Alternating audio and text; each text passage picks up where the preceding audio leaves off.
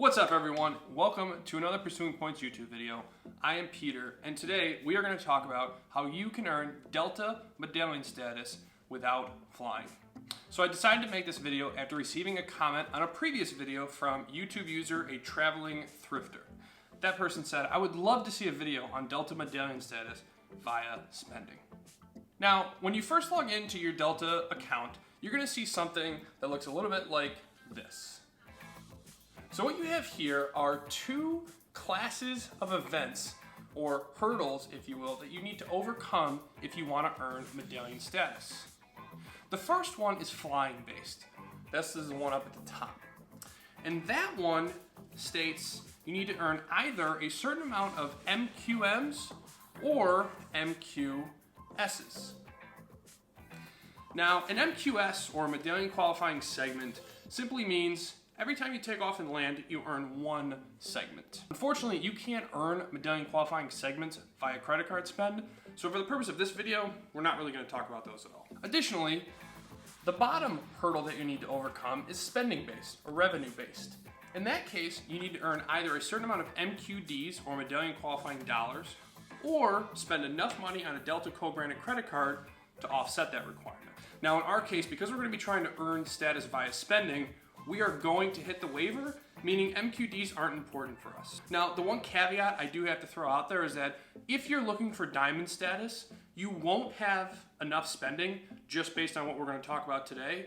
In fact, to earn diamond status waiver, you need to spend $250,000 in a calendar year. So with all that being said, let us talk about how we can earn MQMs via spending, which will lead us to earning medallion status. But actually, instead of talking about MQMs over and over again, we're going to use a prop for M&Ms. One, because they sound like MQMs, and two, because they're delicious. So Delta has 4 different classes of medallion status. You have silver status, which requires 25,000 MQMs. Gold status, which requires 50,000 MQMs. Platinum status, which requires 75,000 MQMs. And finally, diamond status, which requires 125,000 MQMs. Now, typically you would earn MQMs via flying. So for example, let's say you were flying from LAX to JFK. If you took that flight in coach, you would earn 2,439 MQMs. If, however, you took that same exact flight but you flew in first class or Delta One, you would earn 3,659 MQMs. So MQMs are a function of number of miles flown, and then there's multipliers or percentage-based multipliers depending on your fare class. And for the majority of people that fly on Delta, this is the way that they accumulate status.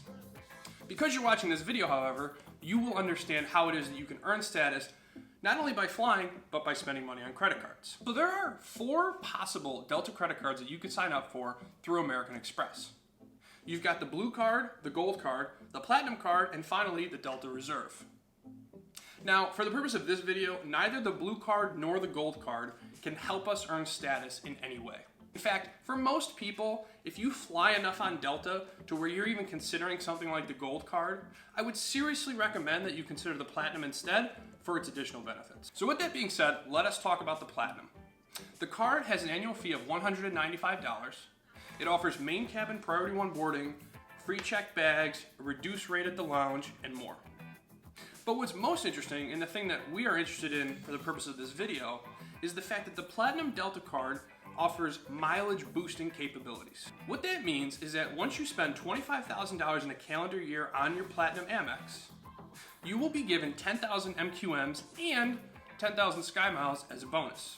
If you spend an additional $25,000, you will again get 10,000 MQMs and 10,000 Sky Miles. What this means is that irrespective of any sign-up bonus, in your first year with your Delta Platinum card, if you manage to spend $50,000, you will have 50,000 Sky Miles from your base spend, plus 20,000 Sky Miles for your bonus spend, or 70,000 total, plus 20,000 MQMs. Which 20,000 MQMs isn't enough by itself to get you status, but it can get you pretty close to silver, so if you fly on Delta even a couple times throughout the year, you're going to get silver status. Next, let's talk about the Delta Reserve. Now this card has pretty much all the same benefits as the Platinum, but it also has lounge access and its mileage boosting capabilities are far greater. With the Delta Reserve card, once you spend $30,000 in a calendar year, you will be given 15,000 MQMs plus 15,000 Sky Miles. Spend another $30,000 and you'll get 15,000 Sky Miles plus 15,000 MQMs. What that means is that in a calendar year with the Delta Reserve, if you're able to spend $60,000, you will end up with the 60,000 base Sky Miles, plus the 30,000 bonus Sky Miles for a total of 90,000, plus 30,000 MQMs, which, if you recall, is enough for silver status, plus 5,000 MQMs towards gold status. Now, the kicker in all of this is that there are actually business versions of both the Platinum and the Reserve cards as well.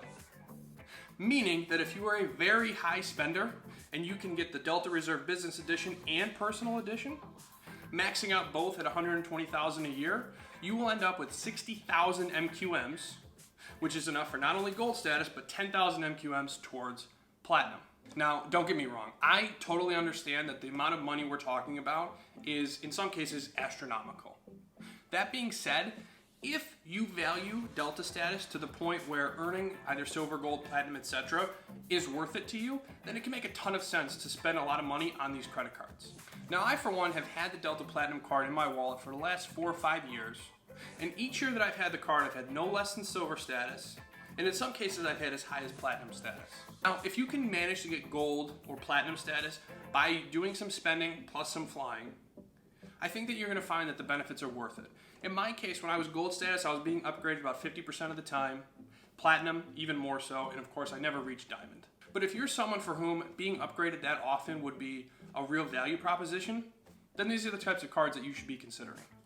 What's more is that if you're flying a lot on Delta, something like lounge access that the Delta Reserve can offer you might be worth it by itself. Then if you tack on the bonus MQMs, all the better.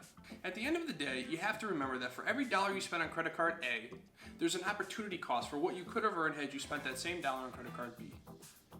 So, when you're thinking about spending $25,000, $50,000, or $60,000, or even more on one of these cards, ask yourself, if you spent the same amount of money on, say, your Freedom Unlimited or your City Double Cash, would you feel better about having those points or that cash back as opposed to Delta miles plus the opportunity to earn status?